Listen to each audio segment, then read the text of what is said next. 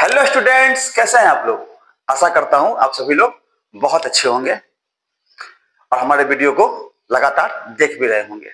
ठीक है, तो आज आपको एक नए टॉपिक से हम रूबरू करवाते हैं। टॉपिक का आपका नाम है रिजोल्यूशन ऑफ वेक्टर।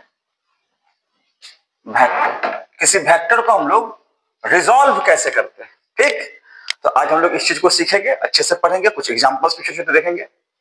तो स्वागत है आप सभी का आपके अपने YouTube channel the Gurukul of physics पर, और मैं हूं आपके साथ हमेशा के लिए राजीव सर। यदि इस चैनल पर नए हैं तो प्लीज इस चैनल को सब्सक्राइब कर लीजिए। यदि सब्सक्राइब कर चुके हैं तो औरों से शेयर कर दीजिए, लाइक बटन को दबा दीजिए और पढ़िए, कुछ कमेंट भी कीजिए कैसा लगा वीडियो आपको, है ना। चलिए हम लोग अपने टॉपिक को शुरू करते हैं। रिजोल्यूशन ऑफ वेक्टर, ये क्या होता है, बड़ा बेसिक सा बात है। ये रिजोल्यूशन क्या होता है इसको पहले समझते हैं। The process of breaking means तोड़ना। The process of breaking a vector into the rectangular components, या इसी को बोलते हैं हम लोग परपेंडिकुलर कंपोनेंट्स। मैटर करता है कि ये कंपोनेंट समझ में आया ना आप लोग को। कंपोनेंट्स को बोलते हैं टुकड़ा, हिस्सा, रेक्टेंगुलर कंपोनेंट या फिर परपेंडिकुलर कंपोनेंट या फिर और along the, अब ये आसान वर्ड है, coordinate axis is called the resolution of vector. उसको हम लोग क्या बोलते हैं, रिजोल्यूशन ऑफ वेक्टर बोलते हैं। किसको बोलते हैं, the process of breaking a vector. किसी वेक्टर को तोड़ना, कैसे तोड़ेंगे सीखेंगे हम लोग, लेकिन तोड़ने का जो प्रोसेस है, the process of breaking a vector. किधर तोड़ना हम लोग को, इनटू इट्स रेक्टेंगुलर कंपोनेंट कह लीजिए, या परपेंडिकुलर कंपोनेंट कह लीजिए, या अलोंग द कोऑर्डिनेट एक्सिस कह लीजिए, सब एक ही बात है। तो किसी वेक्टर को तोड़ना, वह प्रोसेस जिससे एक वेक्टर को हम लोग तोड़ते हैं, इनटू रेक्टेंगुलर कंपोनेंट्स कह लेते हैं, या परपेंडिकुलर कंपोनेंट्स कह लेते हैं, या बोलते हैं अलोंग द कोऑर्डिनेट एक्सिस। यानी किसी वेक्टर को आप तोड़िए किधर की तरफ, अलोंग द कोऑर्डिनेट एक्सिस। किसी वेक्टर को तोड़िए किधर की तरफ, अलोंग द कोऑर्डिनेट एक्सिस। तो उस प्रोसेस को, जिस प्रोसेस से हम लोग तोड़ेंगे, उस प्रोसेस को, उस प्रक्रिया को क्या बोलेंगे हम लोग, रिजोल्यूशन ऑफ वेक्टर। बात क्लियर है। वेक्टर को तोड़ना है, सीखते हैं ना कैसे तोड़ते हैं, सो है ना। अब सीखने के क्रम में it is of two types. ये कितने प्रकार का होता है भाई, ये दो प्रकार का होता है। कौन कौन सा होता है, तो पहला में, यही इंपॉर्टेंट भी है ज्यादा, रिजोल्यूशन इन टू डायमेंशंस, सिर्फ दो डायमेंशन में तोड़ना है। और दूसरा होता है आपका रिजोल्यूशन इन थ्री डायमेंशंस। दो डायमेंशन में वेक्टर को तोड़ना है या फिर थ्री डायमेंशन में वेक्टर को तोड़ना है। कैसे तोड़ेंगे इसी को हम लोग सीखते हैं। तो बारी बारी से आते हैं। सबसे पहले हम लोग क्या सीखेंगे, सबसे पहले हम लोग सीखेंगे रिजोल्यूशन इन टू डायमेंशंस। दो डायमेंशंस में कैसे रिजोल्व करते हैं, आइए इसको जरा सीखा जाए। कैसे करेंगे हम लोग, बड़ा आसान सा उपाय है। मान लेते हैं आपके पास हमेशा की तरह एक वेक्टर दिया गया है। मान लेते हैं आपके पास हमेशा की तरह क्या है, एक वेक्टर दिया गया है। तो वेक्टर का हेड भी होगा, वेक्टर का टेल भी होगा, हाँ कि ना, होगा। लिख देंगे लैंग्वेज में, let us consider a vector A, या कह देंगे ओ ए।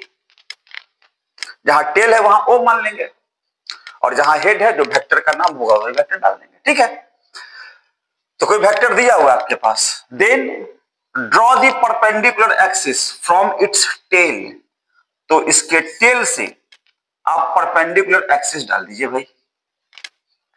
अब जिस प्लेन पर आपको तोड़ना है, मान लेते हैं अपने लोग को एक्स और वाई प्लेन पर तोड़ना है, एक्स वाई प्लेन पर, तो नाम दे दिया कोऑर्डिनेट एक्सिस का। क्या किया हम लोग, एक वेक्टर दिया हुआ था तो उसके टेल पर से परपेंडिकुलर एक्सिस खींच दिया, उसका नाम दे दिए एक्स एक्सिस वाई एक्सिस। ये सब बात लैंग्वेज में लिख लेंगे।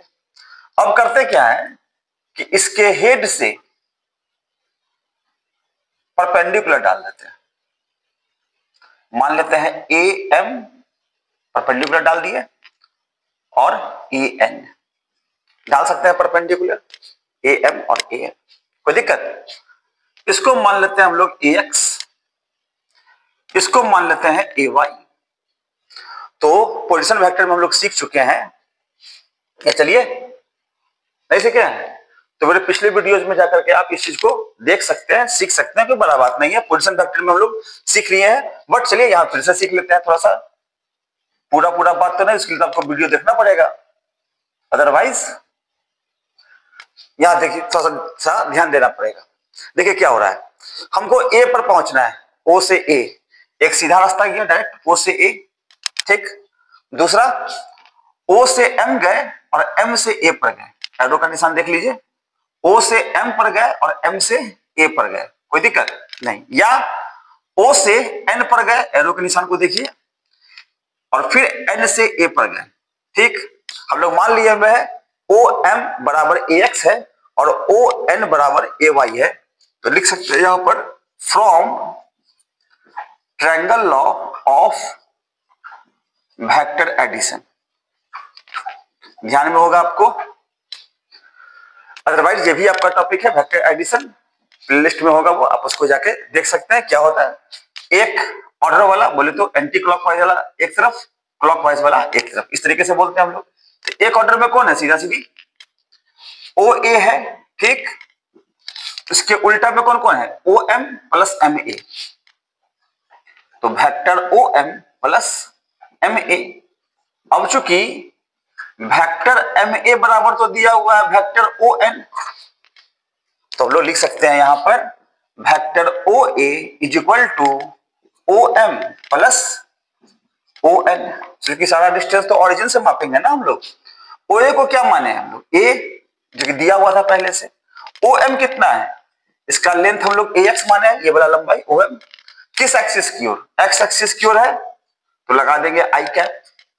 ओ एन कितना, ओ एन ए वाई माने हैं, किस एक्सिस की ओर, वाई एक्सिस की ओर, तो जे कैप लगा देंगे। ये बात तो सीखे आप लोग, एक्स एक्सिस की ओर अगर कोई वेक्टर हो तो क्या करते हैं, आई कैप लगाते हैं, और वाई एक्सिस की ओर कोई वेक्टर हो तो हाँ जे कैप लगाते हैं, बिल्कुल सही, जे कैप लगाते हैं।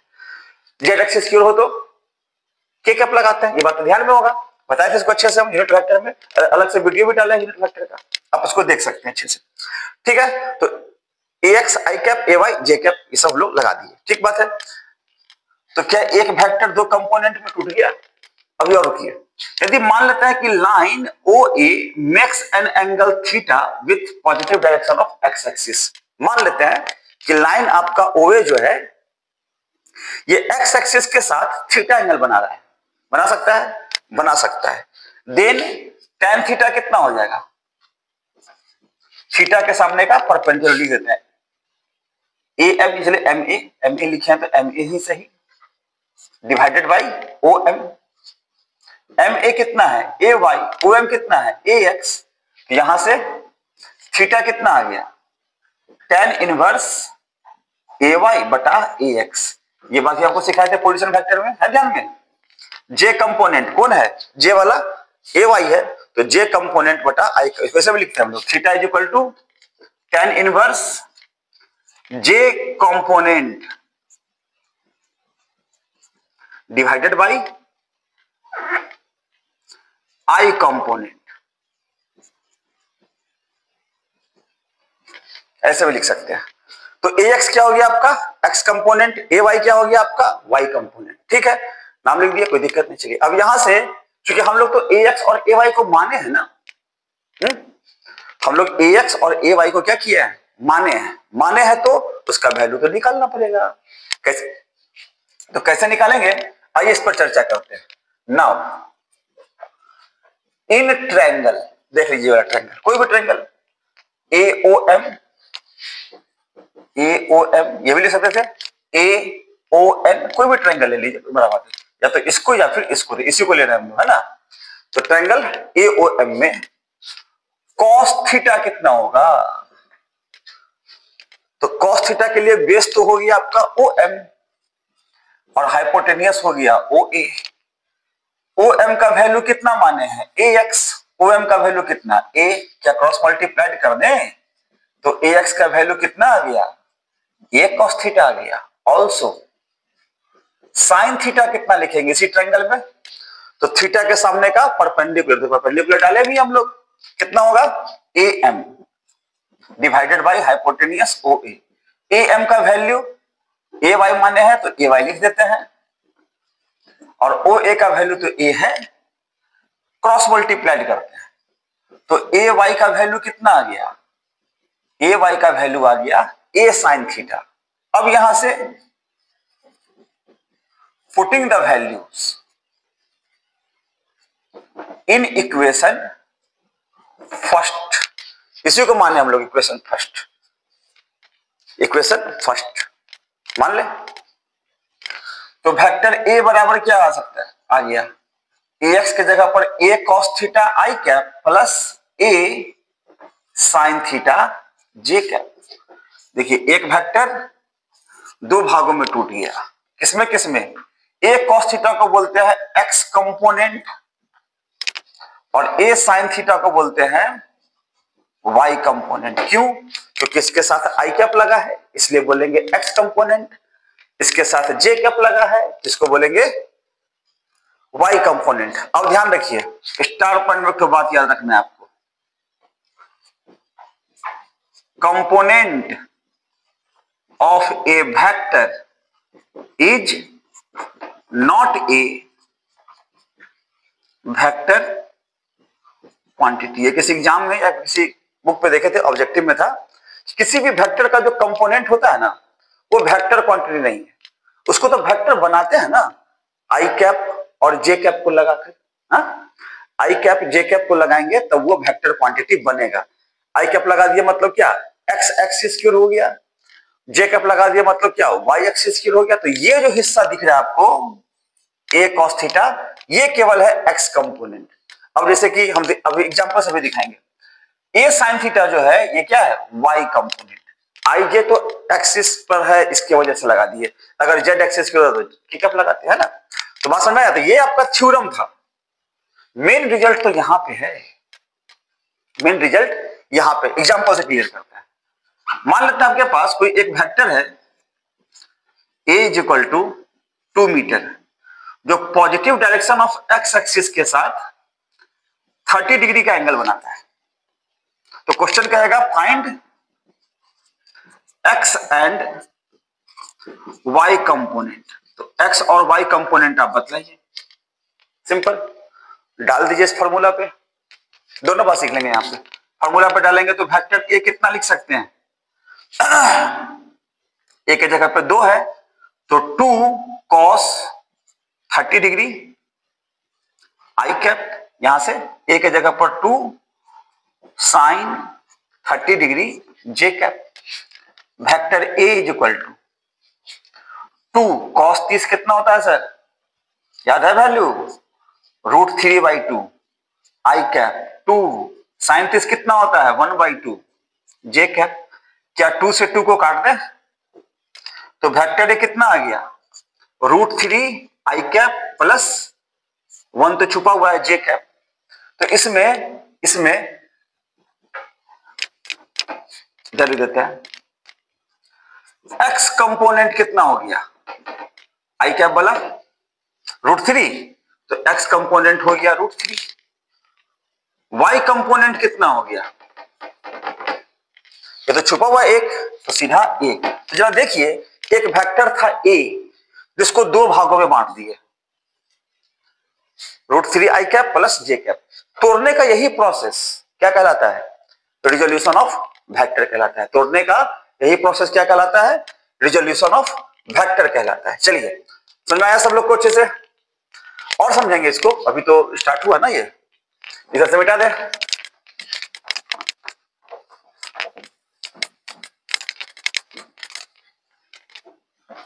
ये थ्योरम था आपका, इस थ्योरम से क्या ही मतलब है ना।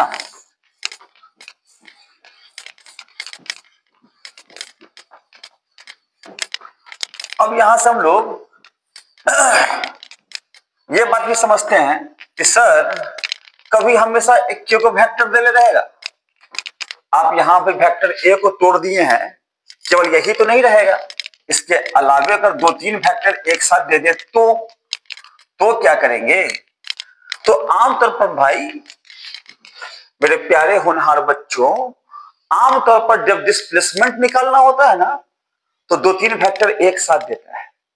जैसे एक क्वेश्चन है, तो क्वेश्चन तो ऐसे हम लोग करेंगे ही, अलग से एग्जांपल बताते हैं। क्वेश्चन में कोई बॉडी है जो 4 मीटर नॉर्थ चलता है, ठीक, अच्छी बात है सर। उसके बाद 2 मीटर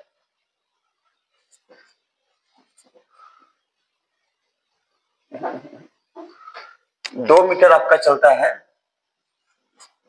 नॉर्थ ईस्ट, ठीक, और फिर चलता है वहां से 1 मीटर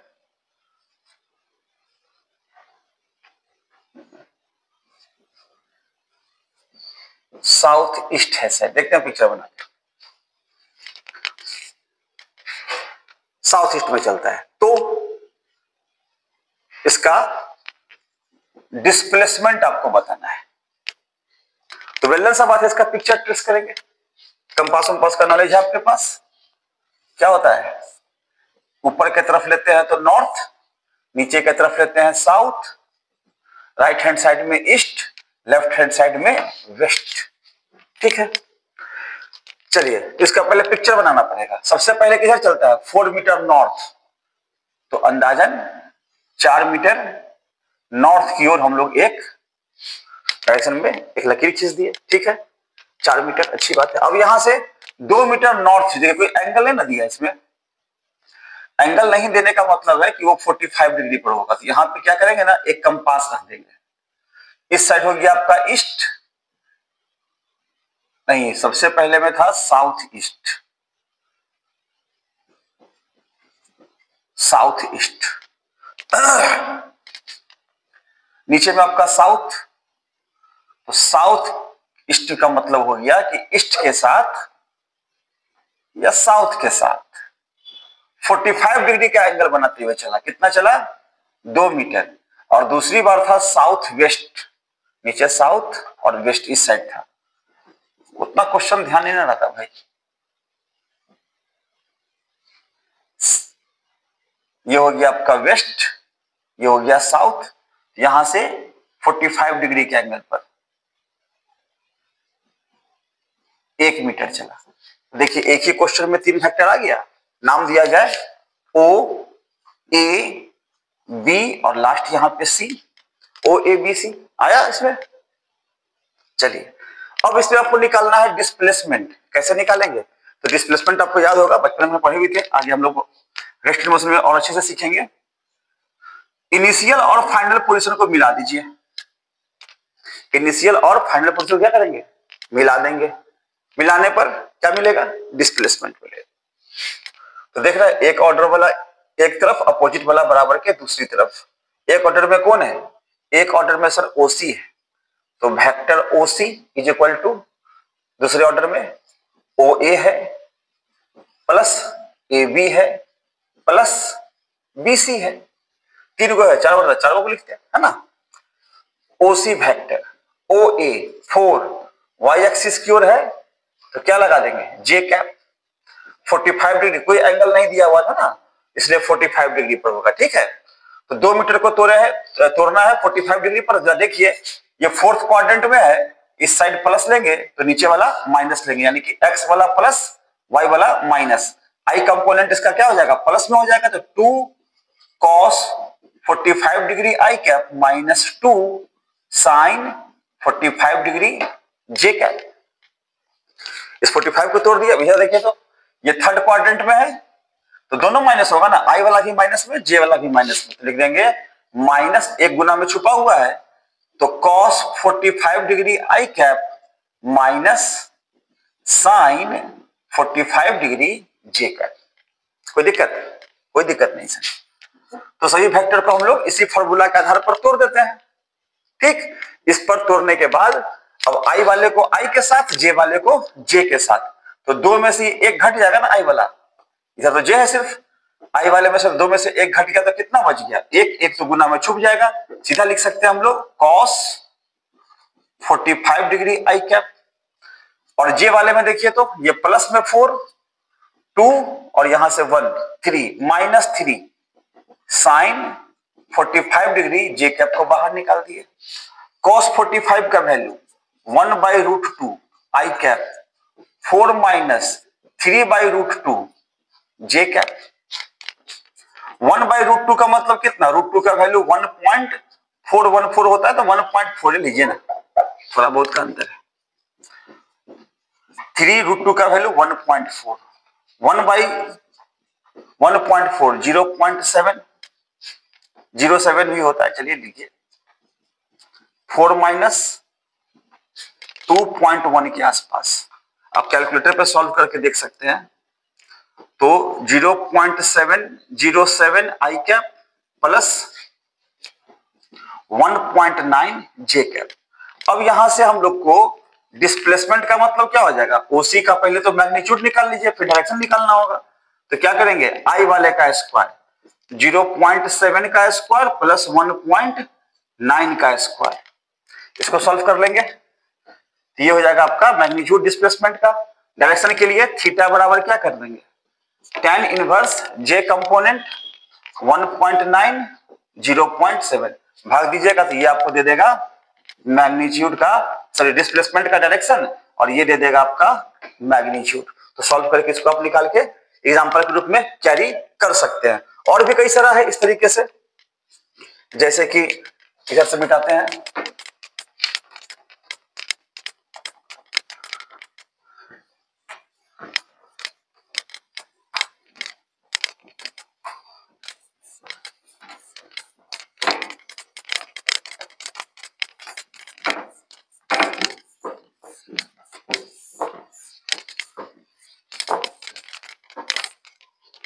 जैसे कि मान लेते हैं ना, कोई बॉडी है जो 45 डिग्री पर जैसे करता है,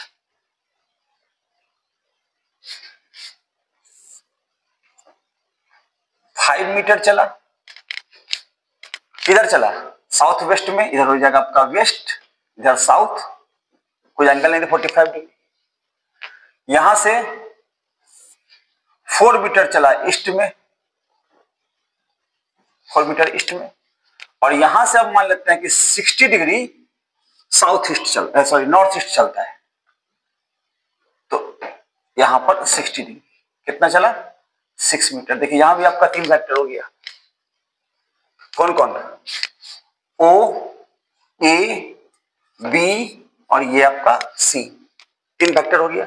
अब इस तीनों को क्या करेंगे, रिजॉल्व करके डिस्प्लेसमेंट निकालेंगे। डिस्प्लेसमेंट निकालने के लिए बोलता है आमतौर पर, तो डिस्प्लेसमेंट कैसे निकलता है, तो और जाएगा ऊपर, यहां से इसको मिला देंगे, मिलाने पर बी, इसका नाम सी, तो डिस्प्लेसमेंट कितना होगा, ओसी। यहां लिख सकते हैं हम लोग vector OC is equal to, एक ऑर्डर वाला एक तरफ, अपोजिट वाला बराबर के दूसरी तरफ, तो O A plus A B plus B C. Resolve करके लिखिए, थर्ड क्वाड्रेंट में आई वाला भी नेगेटिव और जे वाला भी नेगेटिव, तो 5 cos 45 degree I cap negative लगा देंगे, minus 5 sign 45 degree J cap, क्योंकि थर्ड क्वाड्रेंट में था ना भाई, इस कारण से हम लोग नेगेटिव लगा दिए दोनों।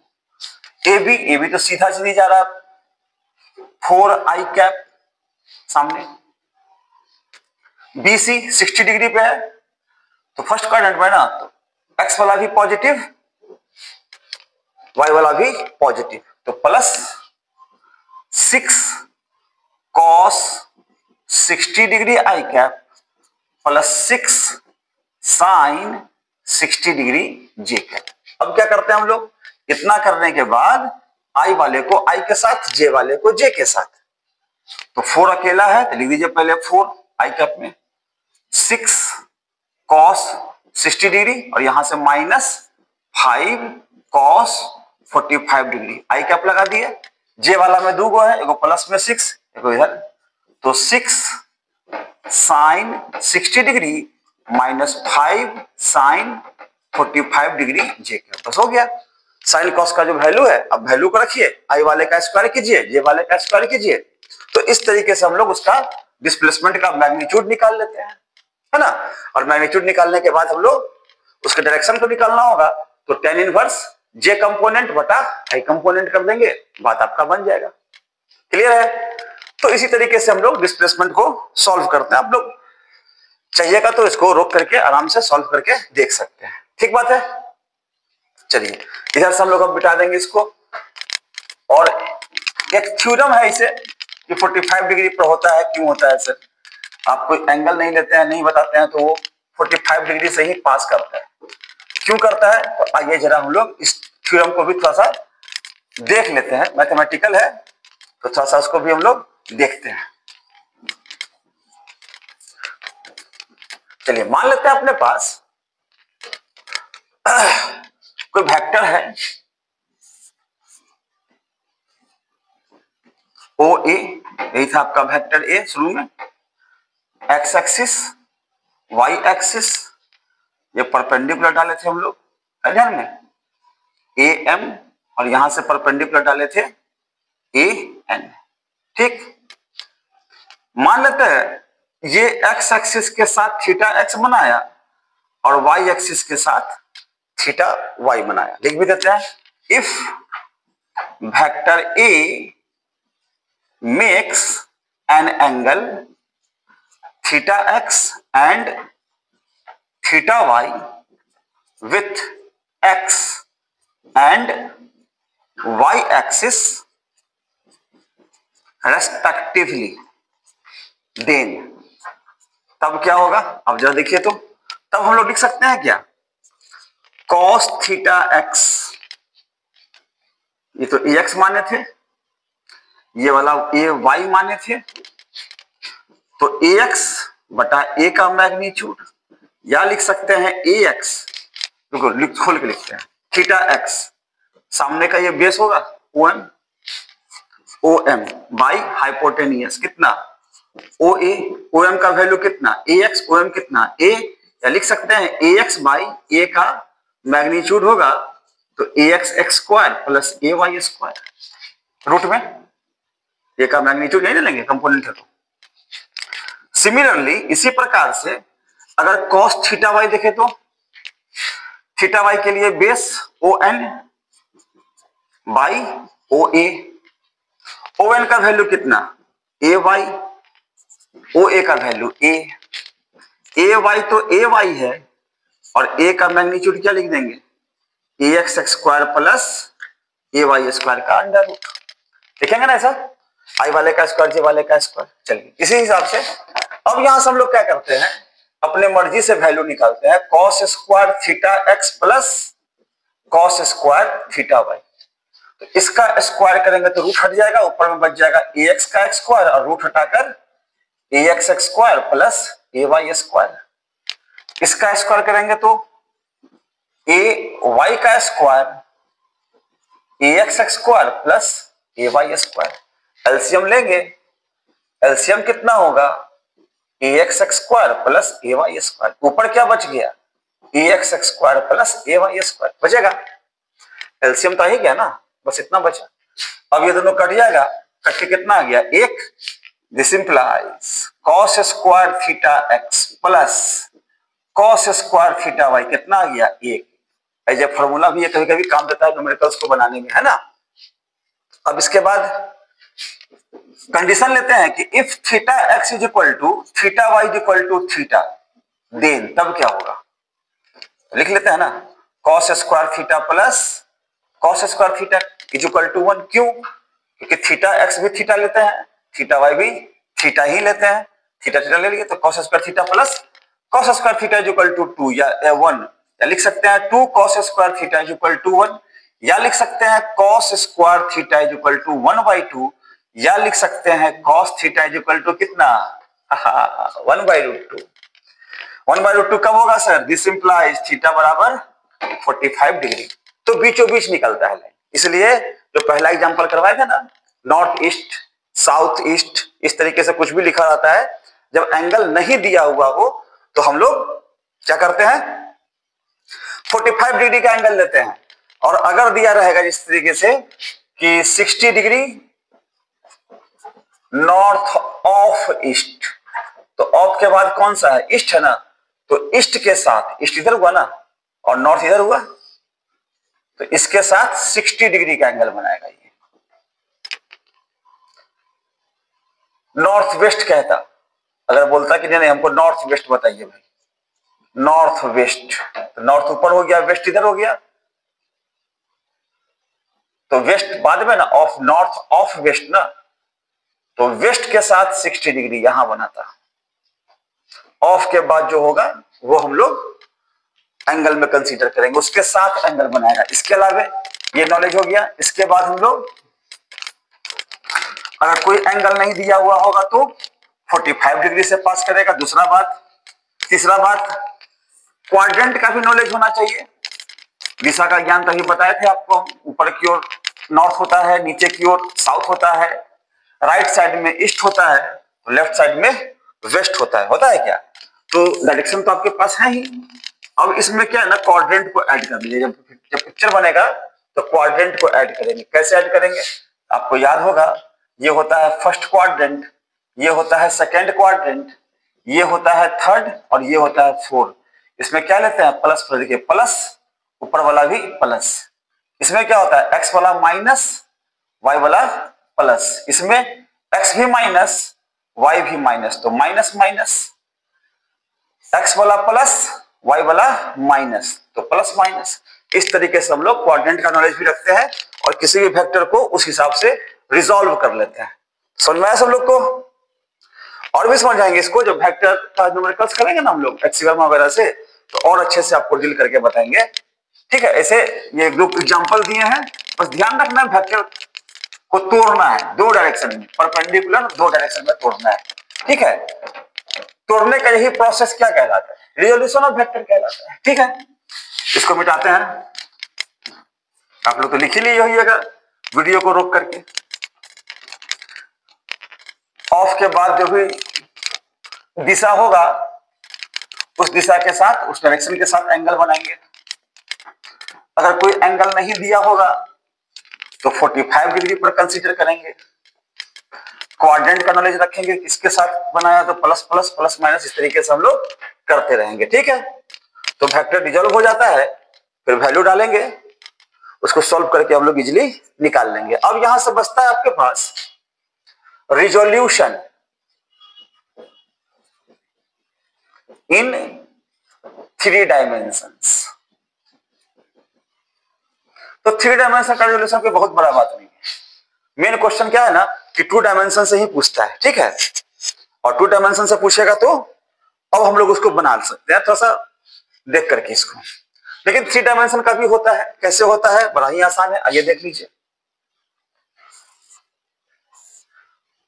2 डायमेंशन में दो तो रहते ना, 2 एक्सिस के लॉन्ग, अभी 3 एक्सिस होगा, एक्स एक्सिस, वाई एक्सिस और इस साइड मान लेते हैं जेड एक्सिस। ये हो गया ओरिजिन। ओरिजिन पर ही टेल है किसी वेक्टर का, ओ ए, ये हो गया वेक्टर ई। और यदि मान ले हम लोग, जिसे उधर माने थे 2 डायमेंशन वाले में, एक्स एक्सिस का component A X, Y axis की तरफ ए वाई और जेड एक्सिस की तरफ ए जेड, तो लिख भी देते हैं if A X, A Y and A Z are the component of vector A along x, y and z axis respectively, then तब क्या होगा? तब तो बड़ा ही आसान है। कैसे? तब होगा ये कि जैसे 2 डायमेंशन में था, 2 डायमेंशन में क्या लिखे थे, वेक्टर ए बराबर ax i cap plus ay j cap. अभी 3 डायमेंशन में तो क्या कर देंगे, अभी कर देंगे ax i कैप, क्योंकि x एक्सिस में ax माने हैं, y एक्सिस में ay माने हैं तो ay j कैप, और z एक्सिस में az माने हैं तो az k कैप। बस इतना ही सा मैग्नीट्यूड निकलने आपको आता ही है।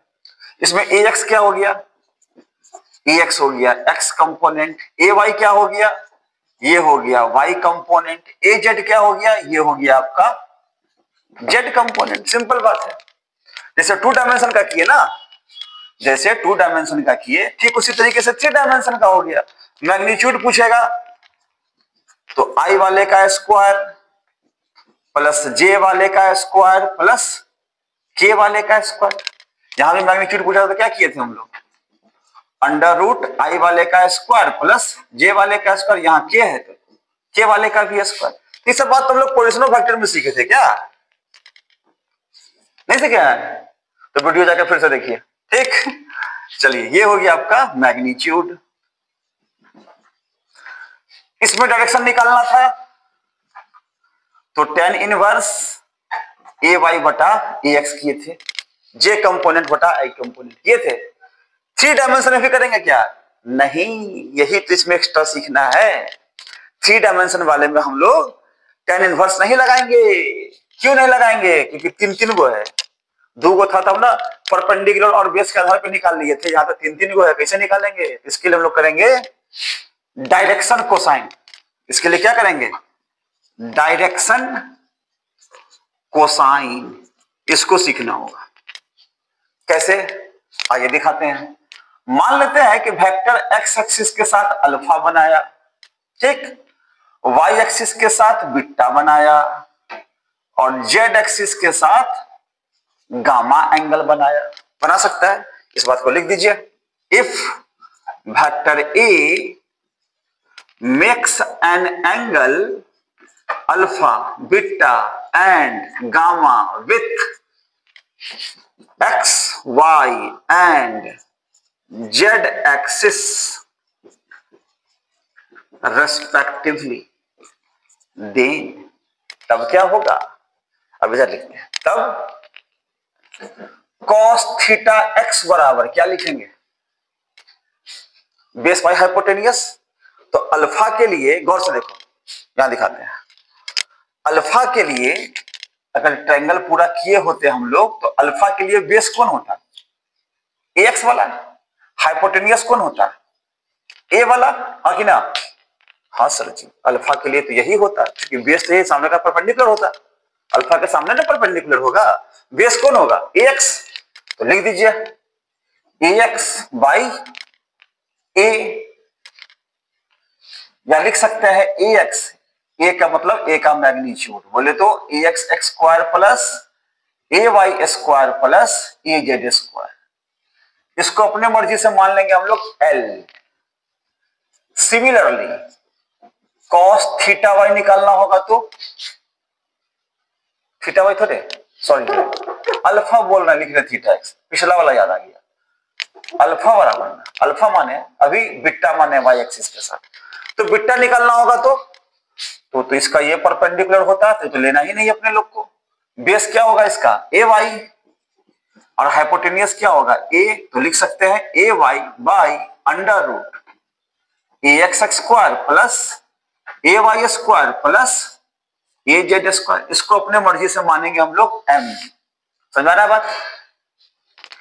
एंड गामा माने है ना, तो कॉस गामा, गामा के लिए भी बेस क्या होगा इसी प्रकार से ए जेड, और हाइपोटेनियस क्या होगा इसका ए, तो ए जेड हो गया। हाइपोटेनियस के लिए ए X square plus A Y square plus A Z square, इसको मान लेंगे एल एम, उसके बाद एन। बस इतना ही करना है डायरेक्शन के लिए। Here L M and N are known as the direction cosine of किसका, ए का। तो cos के टर्म में डायरेक्शन निकालना होता है, tan के टर्म में नहीं। 3 डायमेंशन वाले में क्या करना होता है सर, कॉस के टर्म में डायरेक्शन निकालना होता है, इसलिए हम लोग बोलते हैं, क्या बोलते हैं, डायरेक्शन कोसाइन। तो कॉस में निकालते, सवाल भी आपका ऐसे पूछेगा, मैग्नीट्यूड क्या ही पूछेगा, तो पोटेंशियल वेक्टर में सीख लिए थे, है ना। ज्यादा कंपोनेंट वगैरह भी तोड़ना इसमें नहीं पड़ेगा आपको, 2 डायमेंशन की तरह, बस सिंपल कहेगा। एक एग्जांपल दिखाते हैं आपको, है ना, एग्जांपल से समझ में आ जाएगा। इफ वेक्टर ए बराबर, वेक्टर ए बराबर कितना मान लें, चलो मानते हैं 2i cap minus 3j cap plus 4k cap, मान ले अपने मर्जी से। Then find the direction cosine of कौन, वेक्टर ए। ये पूछ दिया आपसे, क्वेश्चन है, कैसे बनाएंगे, सो सिंपल। इसमें ax कितना दिया हुआ है 2, ay कितना है -3, माइनस लगा हुआ है माइनस लेंगे, एंड az कितना दिया हुआ है, तो सर 4 दिया हुआ है, ax ay az लिख लिया उसको। ऑल्सो a का मैग्नीट्यूड निकालना पड़ेगा, i वाले का स्क्वायर प्लस माइनस का स्क्वायर प्लस, इसलिए प्लस का स्क्वायर, तो 3 का स्क्वायर प्लस 4 का स्क्वायर, सॉल्व करेंगे 4 प्लस 9 प्लस 16 कितना आ गया, √29। अब डाल दो वैल्यू भाई, मैग्नीट्यूड निकाल ही लिया है ना। तो अब लिखेंगे, इधर से मिटाते हैं पहले थोड़ा सा,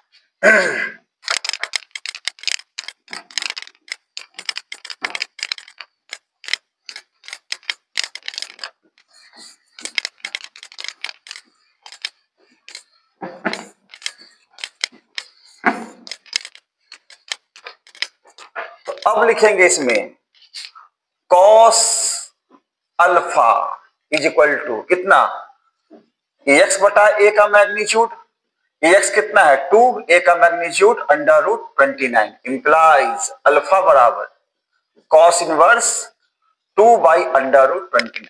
सिमिलरली इसी प्रकार से बिट्टा निकालना होगा तो cos इनवर्स ay के जगह पर -3 बाई √29, एंड गामा कितना हो जाएगा cos inverse 4 by √29। This is the answer, है ना आसान कहते ना आसान है, कैसा भी डिजिट रहेगा, है ना, बस कुछ नहीं करना है।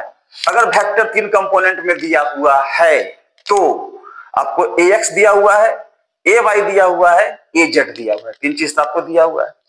अब कीजिए क्या, बस उसका मैग्नीट्यूड निकाल लीजिए, a का मैग्नीट्यूड, a का मैग्नीट्यूड निकल गया तो बस इसी फॉर्मूला पर है ना सामने, इसी फॉर्मूला पर आपको डाल देना है, तो डायरेक्शन कोसाइन निकल जाएगा। देखिए हम भी डाले हैं cos अल्फा का, छोड़ो इतना निकाली तो इतना ही मिल लो, कोई दिक्कत नहीं, ax बटा a, ay बटा a, az बटा a, अब फिर इनवर्स लगाकर आंसर बार दो, हो गया, सिंपल। दिक्कत है, तो यही था आपका रिजोल्यूशन, था ना आसान टॉपिक, लोग झूठ मूठ कर इसको हाइपर किए रहते हैं। ठीक है, वैसे कैसा लगा आपको वीडियो, अच्छा लगा तो प्लीज से सब्सक्राइब कर दीजिए, ठीक, और यदि सब्सक्राइब कर लिए हैं तो लाइक कीजिए, कमेंट कीजिए, अपने दोस्तों से शेयर भी कीजिए। जो लोग नए हैं वीडियो पर वो भी इस काम को करेंगे, लाइक करेंगे, सब्सक्राइब करेंगे, अपने दोस्तों से शेयर करेंगे, क्योंकि नॉलेज तो सबको होना ही चाहिए ना भाई, यही तो देश सेवा है। जितना लोग नॉलेज गेन करेंगे उतना ही तेजी से अपना इंडिया आगे बढ़ेगा, है ना। तो इन्हीं शुभकामनाओं के साथ हम लोग मन लगाकर पढ़ेंगे और अपने इस चैनल पर बने रहेंगे, नोटिफिकेशन आपके पास आएगा। अब वीडियो को निश्चित ही देखिए, और अगर पढ़े हुए तो भी देखिए, नहीं पढ़े फिर भी देखिए, क्योंकि कॉन्सेप्ट तो वास होना चाहिए ना, कॉन्सेप्ट तो क्लियर होना चाहिए, ठीक है। तो इसी कड़ी में हम लोग आगे बढ़ते हैं और मल्टीप्लिकेशन को पढ़ते हैं।